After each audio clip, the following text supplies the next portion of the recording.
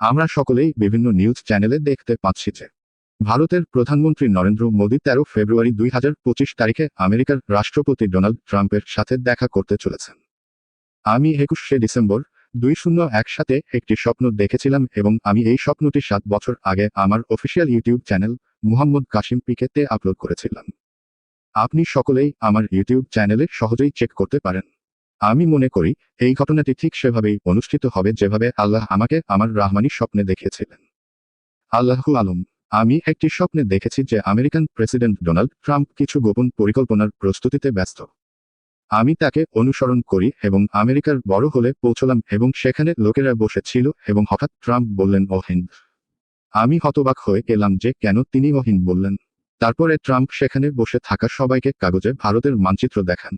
মানচিত্রটি দেখার পর আমি হতবাক হয়ে গিয়েছিলাম কারণ সেখানে পাকিস্তান এবং ভারত উভয়ের জন্য একটি রঙের মানচিত্র তৈরি করা হয়েছিল যার অর্থ ভারত পাকিস্তানের দখল নিতে চলেছে। তারপর আমি সরাসরি পাকিস্তানের আসি এবং মানুষকে ট্রাম্পের পরিকল্পনা সম্পর্কে বলি। কিন্তু কোন মানুষই আমার প্রতি কোন মনোযোগ দেয় না এবং লোকেরা বলে যে আমাদের খুব ভালো সেনাবাহিনী আছে, কেউ আমাদেরকে সহজে হারানোর পরিকল্পনা করতে পারে না। আমি তাদের বলছি যে আমাদের শত্রুদের সম্পর্কে আমাদের খুব সতর্ক হওয়া উচিত।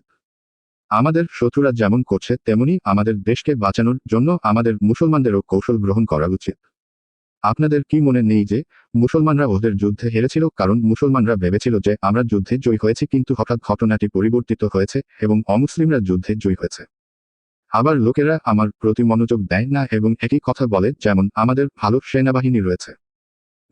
আসলে আমি তাদের বলি যে আমাদের পাকিস্তান সেনাবাহিনী কতটা করবে। তারা পাকিস্তানকে বাঁচানোর জন্য যথাসাধ্য চেষ্টা করছে।